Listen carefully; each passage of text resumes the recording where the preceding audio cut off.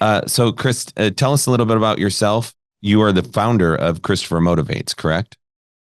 In both of the organizations where I worked, I was the first title was director of core competency training and all the mission, vision, value stuff. The second was director of workplace culture. And as I travel around to the different organizations, there are also very few organizations that have a subject matter expert, right? So I can't find a small vein like that. That's not how I was trained, right? And I'm just thinking about all the stuff that I can't do. But doggone it, if I'm walking through the hall and there's acrimony and passive aggressiveness and few people are speaking about it, if I see it, I'm going to say something about it or look intentionally to see if we can't figure out what is the cause of this so that ultimately the residents get the best care ever. And the intention is absolutely critical to all of this, right? We've got to want to serve the people who serve the people. Hmm. There is no difference between us and them.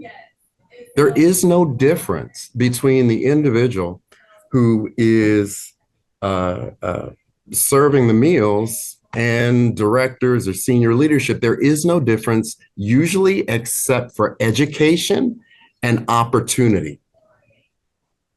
But otherwise, it's the team members that usually are less educated or less opportunity or have less voice.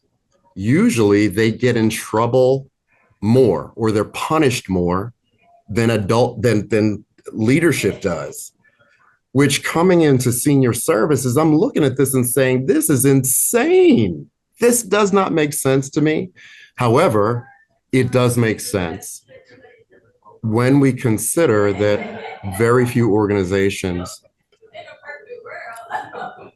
build cultures where folk get a chance to learn more about one another, that we create events and opportunities where we recognize that there are few barriers that exist between the you and the I.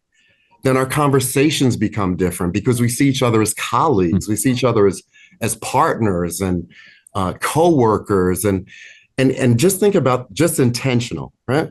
So one of the things that I can't even tell you how much I appreciate Rob and just Goodwin, because it feels like an oasis in a lot of ways. And I see tons of organizations, but just in walking the halls where the picture on the website where everybody is happy and all the residents have their teeth on the website to what actually happens between shifts or as you walk through the hall, that gap that exists between the two, that is where the trouble starts.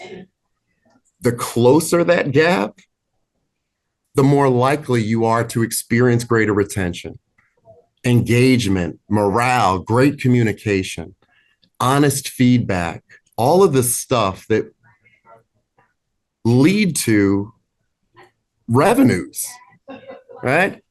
Less agency staff, just all of this stuff. But we have to be intentional about what it is that we're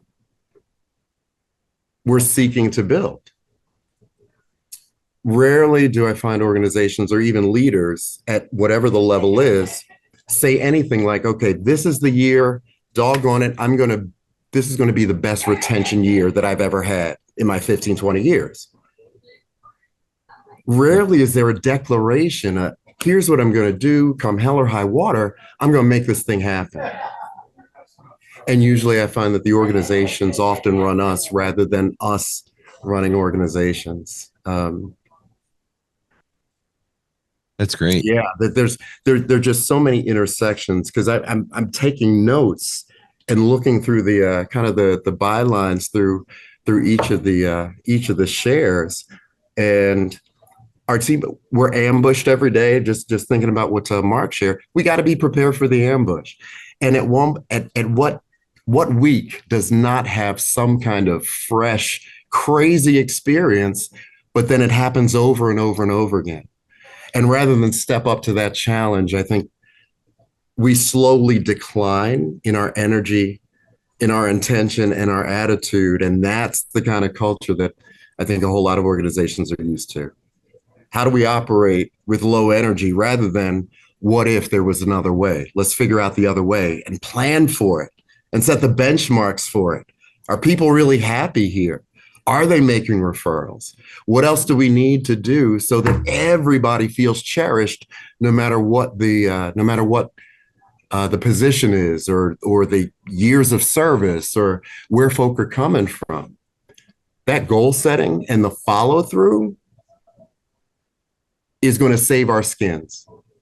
I think as leaders, we have a different accountability that doesn't come with education or salary, or the time that we spend managing the budgets, or spending time strategizing with the board.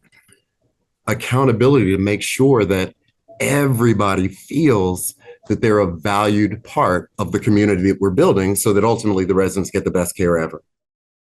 That's great. Thank you. Thank you, Robin. Eric, thank you so much for, your perspectives are just so valuable. And I feel like we're just kind of at the beginning of having you help us inside of the aging services world grasp onto some of these things that employees need and organizations need so badly.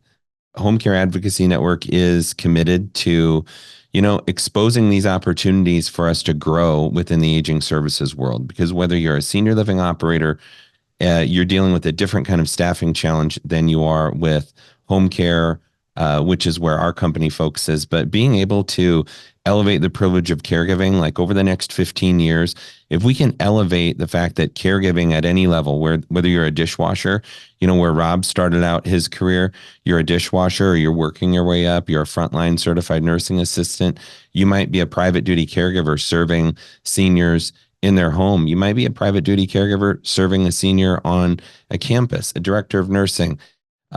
Thank you all so much for bringing your very best today. Thank you for the great discussion, allowing us to have your insight, and for us to gain a lot of wisdom and perspective from all of you. We really appreciate it. Thank you so much.